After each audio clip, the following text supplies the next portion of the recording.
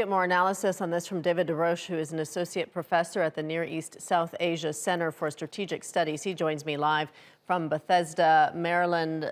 David, this last pocket of Ukrainian resistance defending the Azovstal steel mill in Mariupol, they've had weeks to prepare, and the mill is reportedly laced with tunnels. How set up do you think they are potentially for defense, and do you think that they can hold back Russian forces for long? Well, maybe not for long. I think about a week would be the most that could be expected.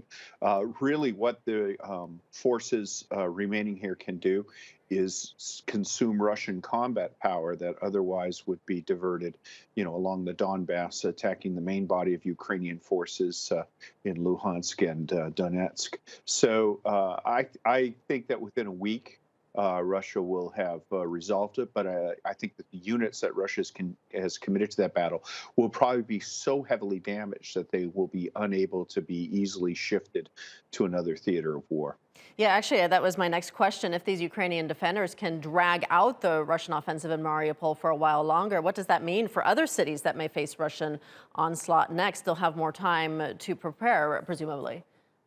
Well, yeah, this is part of the brutal calculus of war. So one of the things we're learning is that there are not enough Russian soldiers for Putin's objective, and there certainly are not enough trained Russian soldiers who are willing to fight. So the soldiers that are fighting right now in Mariupol, they are going to have a very, very difficult task. And quite frankly, a lot of them will not survive. The defenders of Mariupol, on the other hand, many of them are from the Azov battalion, which Russia has equated with Nazis. There have been reports that people have been put through filtration camps and possibly settled in Russia, elsewhere in Russia, so basically exiled in Siberia. So I think it is quite possible that many of these soldiers will fight at least until they're out of ammunition. And that will exact a heavy toll on the Russian soldiers who, as far as we can tell, have pretty low morale. So those units engaged in fighting are going to be on the Russian side. They're probably not going to be good for anything else once they're done. How critical is Mariupol for Russia, and what would be the significance of the city falling into Russian hands? It's critical. So Russia controls all of the coast of the Sea of Azov from the Donetsk, which they seized in 2014, to Crimea, which they also seized in 2014, with the one exception of Mariupol. So once Mariupol falls, the Sea of Azov becomes a Russian inland sea. It's no longer international waters. And, Russia controls the entire coastline of it. And then Russia is also able to supply Crimea. And one thing that people overlooked was before the war, a lot of Crimea's water and electricity actually had to come from Ukraine. So Russia will have seized all of that, and that allows their occupation and colonization of Crimea to be self-sustainable. You talked a bit about the morale of Russian forces, and there are reports that another Russian general has been killed in combat. In March, Western officials said Russia had lost 7 generals in the war so far. What's the significance of this many Russian generals being killed? Yeah, it's really something, isn't it? I mean, the United States lost 1 general in 20 years of combat in Afghanistan, and prior to that, the last time we lost a general was in the Vietnam War. So in 51 days, they've lost 8 generals, plus the commander of the Black Sea Fleet is under arrest.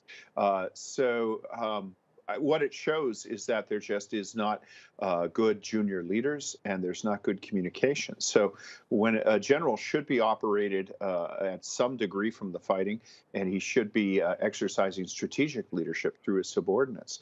But what we're seeing is the Russian army is either incapable of passing the orders of the senior leaders to the maneuver units, or the maneuver units are incapable of executing those orders. So the general has to go to the front to see what's happening, to move things out. That makes him a target, and that's why they die. You talked about the significance of Russia seizing Mariupol and controlling all of the Sea of Azov, but Mariupol has been completely decimated by Russia. I mean, it doesn't seem like there's anything left. How long do you think it would be before the port itself could be functional again? Well, the significance of Mariupol is not so much the port itself, it's the fact that if there are Ukrainians in the port, then Russian overland communications from Donetsk to Crimea can be interdicted by the Ukrainians. So the port itself is something that would be nice to have, but I think Russia doesn't need that for quite some time. What they need is an unbroken, secure land bridge from Russia through Donetsk to Crimea. And as long as Mariupol remains Ukrainian, Russia doesn't have that. All right, David Des Roches in Bethesda, Maryland. David, thank you.